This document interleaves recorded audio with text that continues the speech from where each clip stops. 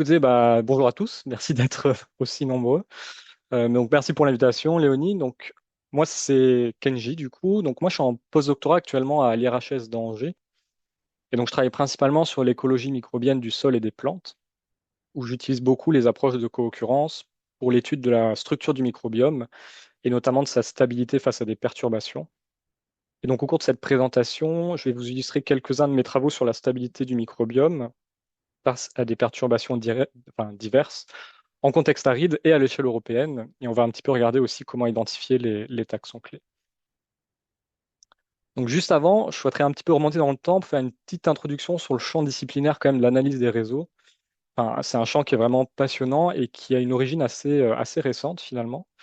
Donc les réseaux et la théorie des graphes qui lui sont propres, c'est un domaine d'étude qui a vu un essor assez exponentiel depuis 98, où il y a un papier fondateur qui a été fait par Watts et Strogatz. Donc c'est un papier aujourd'hui, j'ai regardé hier, il avait 58 984 citations. Donc ça montre à quel point c'est un papier important et en fait ça a diffusé dans plein de champs de recherche aujourd'hui. Et donc eux, ce qu'ils avaient montré, c'est les propriétés small world des réseaux. Bon, je ne rentrerai pas dans les détails, hein, on en pourra en discuter si vous voulez.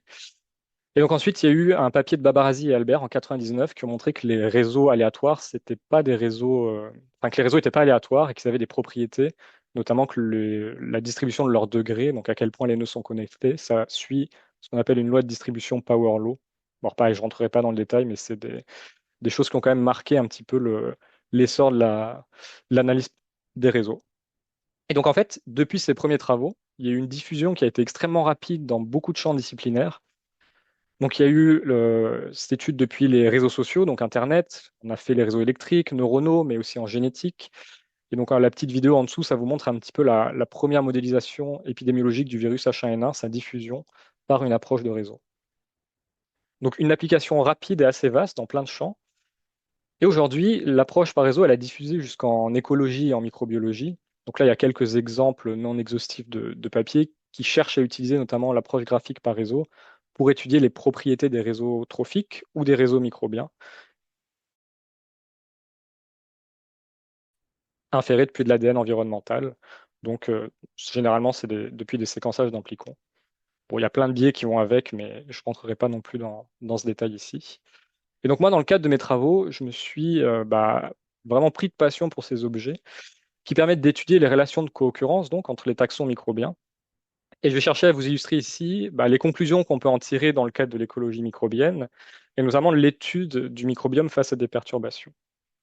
Et donc en premier, là, je vais vous présenter des travaux qui ont été réalisés au cours de ma thèse, donc sur le microbiome du sol et des plantes, dans l'oasis d'Aloula, qui est située dans le désert d'Arabie Saoudite. Et donc cette étude, elle porte sur l'impact durable d'une perturbation passée sur le microbiome, et on a cherché à déterminer si l'intensité et la durée d'une perturbation, elle avait un impact différentiel sur la structure du microbiome. Donc pour répondre à cette hypothèse, on a échantillonné 5 sites dans la région d'Aloula. Donc on a des environnements, on a dit non perturbés, des environnements tout à fait naturels. Donc on en avait deux, donc un autre non perturbé, mais aux propriétés physico-chimiques et climatiques un petit peu différentes. Et ça, on les a comparés à des sites qui avaient été perturbés suite à l'usage agricole passé pour la culture du palmier dattier. Donc en fait, ce qu'ils font, c'est qu'ils inondent les parcelles de manière journalière, qui vont ensuite se dessécher durant la journée. Et donc ça, c'est des perturbations sur enfin, très intenses sur une temporalité assez court terme. Donc on avait un deuxième site pour comparer également perturbé suite à cet usage agricole passé, mais qu'on a considéré comme un petit peu naturellement restauré parce que la végétation avait repris. Et enfin, on a comparé tout ça à un bassin d'évaporation. Donc ça, c'est une perturbation qui a lieu sur un très long terme. Donc en fait, à Alula, il y a 2 pluies en général par an. Et donc ces pluies qui sont assez intenses, ça va faire couler l'eau qui vont s'accumuler, du coup, les précipitations dans ces bassins qui sont des dépressions topologiques. Donc elles vont être inondées, puis ça va se dessécher au cours de la saison sèche 2 fois par an. Donc ça, c'est des perturbations qui ont enfin, le même type de perturbations liées à des cycles d'inondation et de dessiccation que l'usage agricole passé, mais qui a lieu sur le très long terme, sur donc, plusieurs centaines d'années. Donc nous, ce qu'on a fait, c'est qu'on a échantillonné la rhizosphère et les racines d'une plante qui était présente sur tous ces sites, à l'Oxylon salicornicum, donc c'est une Chenopodiacée. Et on a extrait l'ADN, on a fait un séquençage d'amplicon, on a séquencé enfin, depuis les gènes 16S pour identifier les bactéries et le gène ITS pour identifier les champignons. Et donc ce qu'on a fait, c'est qu'on a créé les réseaux microbiens propres à chacun de ces sites pour essayer de regarder un petit peu comment se structurer le microbiome et est-ce qu'il y avait un impact de la perturbation sur leur stabilité. Et donc pour mesurer la stabilité, alors je vous montre directement les résultats. Donc on réalise ce qu'on appelle des attaques. Donc les attaques, c'est le fait de retirer de façon itérative les nœuds des réseaux pour étudier un petit peu comment sa structure évolue. Et donc là, on a la pente ici de l'évolution de ce qu'on appelle en axe Y la connectivité naturelle des réseaux. Donc c'est une métrique qui permet de quantifier sa structure et ça va donc nous indiquer sa stabilité. Et donc ce qu'on a pu observer pour les bactéries ici, c'est que vous voyez ces trois courbes en haut, donc la verte, la violette et la bleue claire, c'est les environnements perturbés. Et quand on regarde, eh ben, en effet, ils ont une stabilité qui est beaucoup plus faible que les environnements naturels qui sont ici. Donc déjà, il se passe quelque chose où on voit que la structure du microbiome, elle est fortement impactée par les perturbations. Et ce qui était intéressant, c'est quand on a ajouté les champignons, donc faire les réseaux bactéries-champignons, on a pu observer que dans la perturbation à l'eau, ils avaient une meilleure stabilité. En comparaison, donc cette perturbation à long terme, l'adaptation progressive des interactions bactériennes,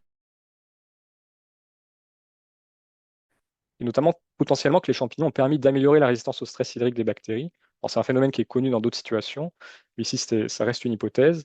Et donc, surtout que cette adaptation, elle n'a pas pu survenir dans la perturbation intense sur le court terme liée à l'usage agricole passé.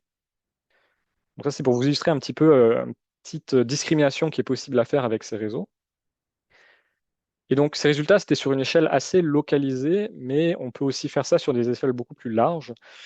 Et donc là, je vais vous présenter les résultats d'une étude qui est réalisée avec des collaborateurs à l'Université de Zurich sur l'impact de l'usage des terres sur la complexité et la robustesse des réseaux microbiens à l'échelle européenne, cette fois-ci. Donc, ce qu'on a cherché à déterminer, c'est cette fois si les perturbations anthropiques avaient un impact sur la structure des communautés microbiennes, mais à l'échelle beaucoup plus large. Et donc, pour ça, on a étudié trois types d'écosystèmes. Donc, les champs, des écosystèmes qui sont perturbés, dominés par potentiellement quelques espèces et avec des réseaux donc moins complexes. Et on a comparé ça aux prairies et aux forêts, qui sont des écosystèmes à la succession un petit peu plus tardive et dont la complexité des réseaux trophiques pourrait conduire à des réseaux beaucoup plus stables. Alors, le jeu de données qu'on a utilisé, c'est le jeu de données Lucas pour Land Use and Coverage Area Frame Survey.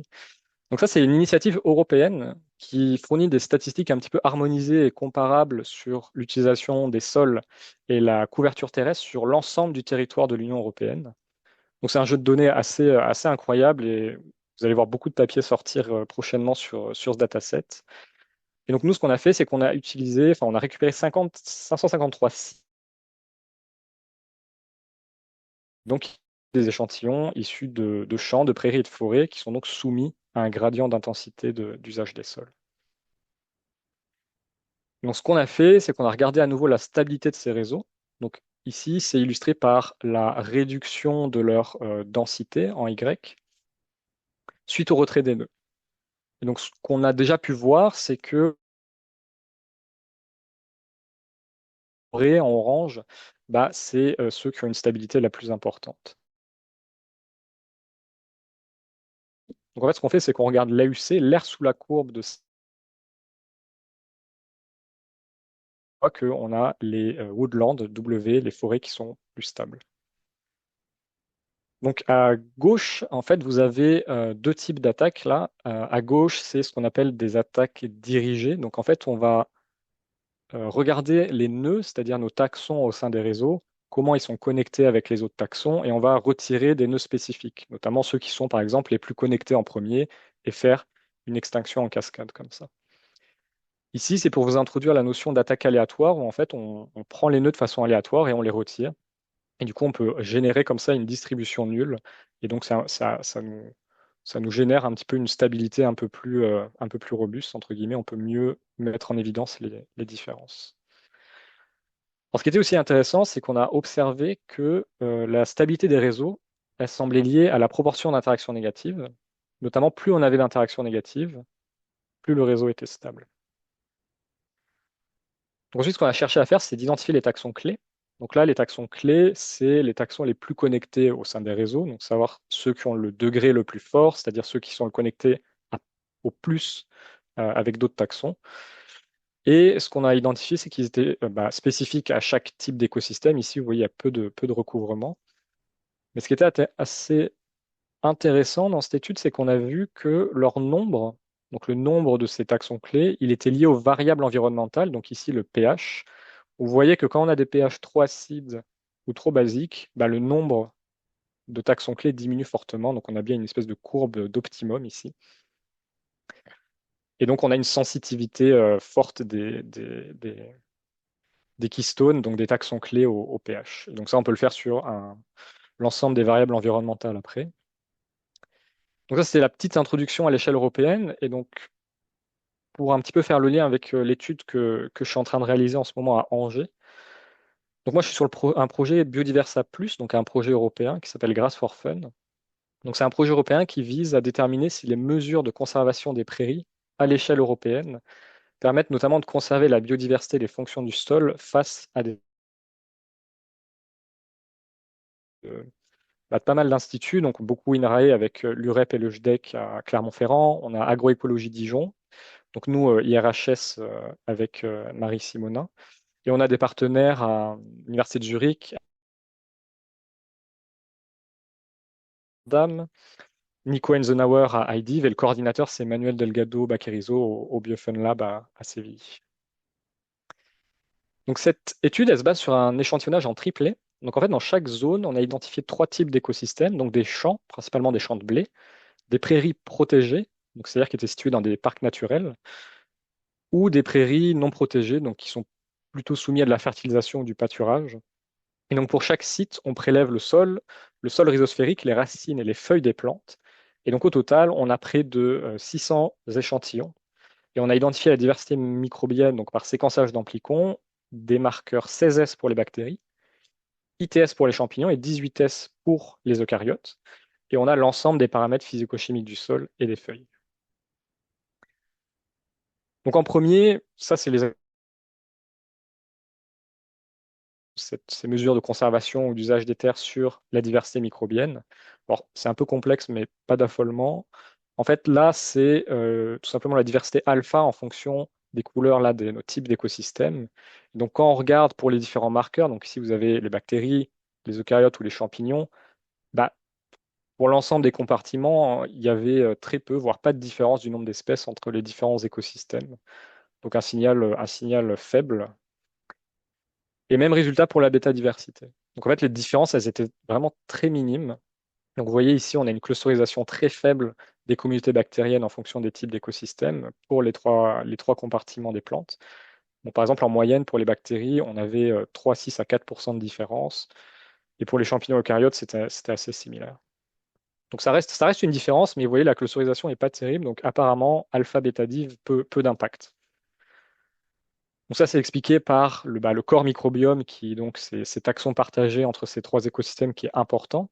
Donc on avait quand même des taxons un petit peu spécifiques. Et finalement, le signal était assez faible. Et donc du coup, moi, je suis retourné sur cette approche réseau pour essayer de se dire, si on n'a pas de différence en alpha, bêta diversité, est-ce qu'on observe quelque chose dans la structure globale du microbiome? Et donc l'idée, c'est de créer les réseaux pour voir si ces niveaux de protection avaient un impact sur la structure du microbiome et notamment des interactions entre bactéries, champignons. Alors du coup, l'idée, c'était de construire un réseau pour chaque compartiment.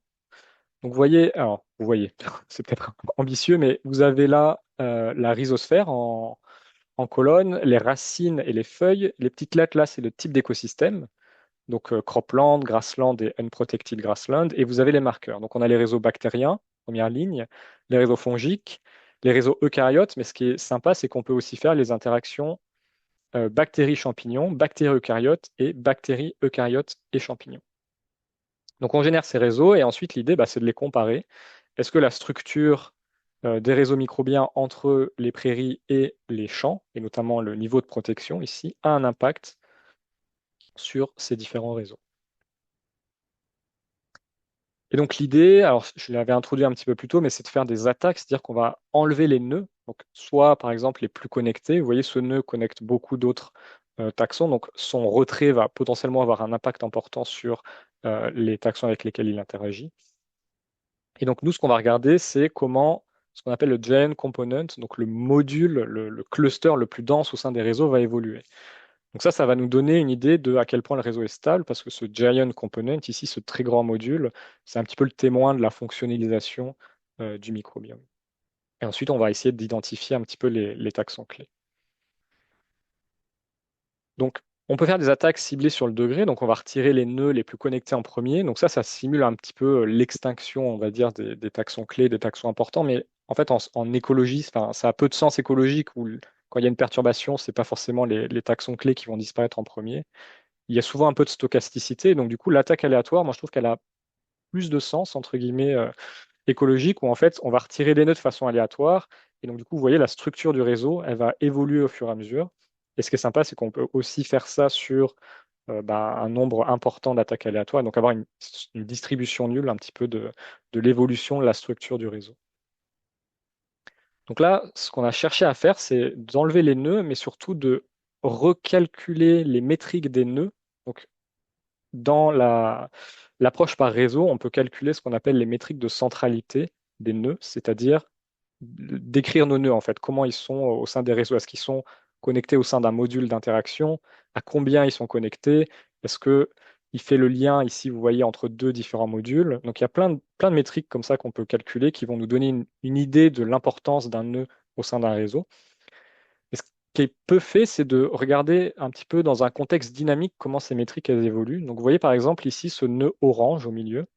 Il est connecté à 1, 2, 3, 4, 5, 6 nœuds. Donc il a un degré de 6.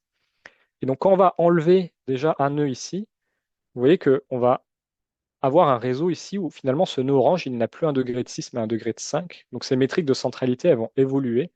Et donc, nous, l'idée, c'était de calculer de façon itérative toutes les métriques de tous les nœuds qui sont retirés avant de les retirer. Donc, ça, c'est pour essayer de déterminer un petit peu, est-ce qu'on peut prédire de façon un petit peu dynamique à quel point les nœuds sont importants en fonction de comment ils sont branchés dans les réseaux. Donc on refait les courbes que je vous ai présentées un petit peu tout à l'heure, où on va voir comment la stabilité de ce réseau va évoluer en fonction du retrait des nœuds.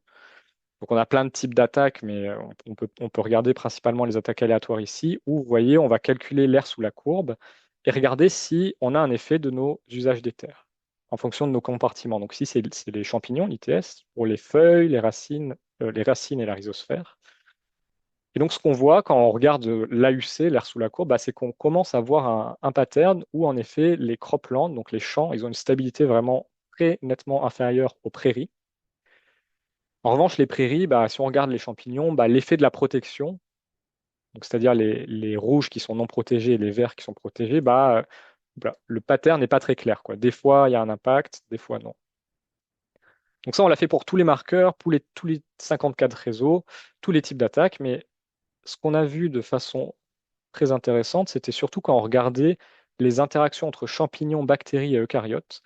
En fait, ce qu'on a vu, c'est qu'on avait une sorte de propriété émergente qu'on ne voyait pas dans les réseaux d'interaction seuls, où vous voyez, on a ce gradient de stabilité entre les points verts ici qui sont les prairies protégées, les points rouges qui sont les prairies non protégées et en jaune les champs, où vraiment la stabilité, il y a un gradient entre meilleure stabilité des prairies protégées, puis des non protégées, puis des champs de blé. Et donc ce motif, il est présent vraiment dans tous les compartiments, les racines, les feuilles et la rhizosphère, mais aussi pour tous les types d'attaques qu'on a fait. Donc un pattern qui est vraiment hyper robuste et qui, je le rappelle, n'était pas présent quand on regardait les bactéries seules ou les champignons seuls.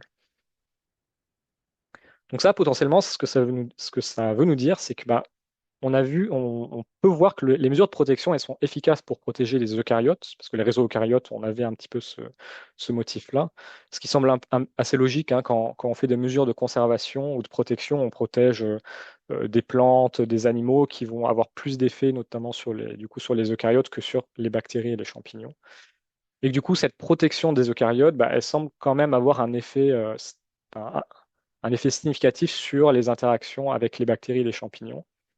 Mais en revanche, quand on les regarde seules, ces bactéries et ces champignons, bah, on voit que les mesures de protection, elles sont pas du tout efficaces pour les protéger spécifiquement.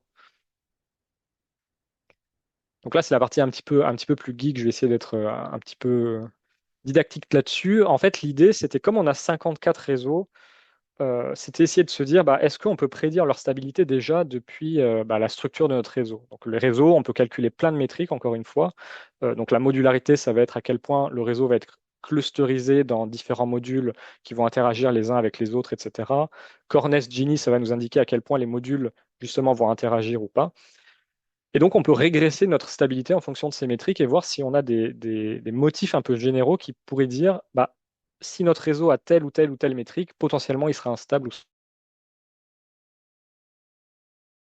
moins il est stable. Et donc, finalement, c'est assez logique dans le sens où si on a des modules qui vont être très peu interactants les uns avec les autres, bah, le retrait des nœuds vont faire qu'ils n'interagissent plus du tout et donc avoir une stabilité un petit peu plus faible. Et l'autre chose qu'on commence un petit peu à voir, bon, c'est une tendance qui n'est pas forcément très significative ici, mais on l'observe quand même, c'est que plus on a d'interactions positives, moins on est stable, et plus on a d'interactions négatives, plus on est stable au sein des réseaux. Donc l'autre chose qu'on voulait faire, c'était identifier les taxons clés, mais avoir une métrique un petit peu plus fine que ce qui est fait classiquement. Donc comme on a calculé de manière dynamique les métriques de centralité des nœuds en fonction de leur retrait, on peut se dire bah, à quel point ce nœud, quand il est retiré, il y a un impact sur la stabilité des réseaux. Et donc, ce qu'on fait, c'est qu'on calcule deux métriques ici. Donc, delta n component, ça correspond à la fragmentation, c'est-à-dire quand on retire un nœud, à quel point le réseau va se fragmenter en différents modules qui vont moins interagir les uns avec les autres. Et delta kappa, ça correspond à la baisse de la taille de ce composé géant, ce plus grand module qu'on va avoir au sein des réseaux. Et donc, en fonction de leur valeur, vous voyez, on peut identifier des nœuds ici qui sont du coup enfin, structurellement importants parce que leur retrait a un impact vraiment très fort sur la fragmentation et le composé géant, donc sur la stabilité finalement des réseaux. Et l'idée, in fine, c'est de, comme on a toutes les métriques, de se dire, bah, du coup, maintenant, au lieu de regarder le réseau en entier, est-ce qu'on peut vraiment aller chercher les métriques de centralité des nœuds pour prédire à quel point les taxons vont être clés ou pas dans le réseau. Et donc, ce qu'on voit, donc T0 en fonction de métriques qu'on calcule à l'état initial ou TI des métriques qu'on calcule de manière un petit peu dynamique, est-ce qu'on a des métriques qui peuvent nous indiquer si des taxons sont clés, donc les structural keystones ici en rouge comparé aux taxons qui ont peu d'impact en gris. Par exemple, ZI, donc la connexion au sein des modules, on voit que c'est quelque chose qui est très important et qui caractérise fortement le fait d'être un taxon clé ou pas, donc d'avoir un impact sur la stabilité. Et donc, on essaye de sortir un petit peu comme ça. Bon, c'est des résultats d'hier, hein, c'est encore à peaufiner, mais de sortir des résultats un petit peu, enfin, des métriques de centralité qui vont nous permettre de dire bah, ce taxon est euh, connecté de telle manière, il interagit avec plus ou moins de modules éloignés, il fait le lien entre les modules, etc. Et vraiment de déterminer à quel point ces métriques peuvent être prédictives de l'impact de cet accent sur la stabilité des réseaux et donc d'être ce qu'on appelle des structural keystones ici. Bon, l'idée de toutes ces analyses, toutes ces petites études, c'était de vous montrer un petit peu à quel point on peut avoir un potentiel qui est quand même, moi je trouve, assez fabuleux dans ces approches et notamment dans l'étude de la stabilité des réseaux, bah, pour retrouver des choses qui ont un sens écologiquement. Les écosystèmes perturbés, ils sont moins stables. Et qui sont finalement plus discriminants que certaines analyses classiques comme bah, la diversité alpha ou la diversité bêta. Et donc nous, là, ce qu'on est en train de faire ensuite, c'est d'essayer comme on a identifié les taxons clés, bah, essayer de les décrire. Est-ce que c'est plutôt des taxons rares, des taxons abondants? Est-ce qu'ils sont prévalents dans le sol? Est-ce qu'ils sont sensibles aux variables environnementales comme le pH, comme on l'a vu un petit peu plus tôt? Et notamment bah, de déterminer ensuite si on peut avoir des patterns un petit peu généraux et prédictifs dans le sens est-ce que les perturbations vont différentiellement impacter ces taxons clés et donc potentiellement la structure et le fonctionnement du microbiome du sol.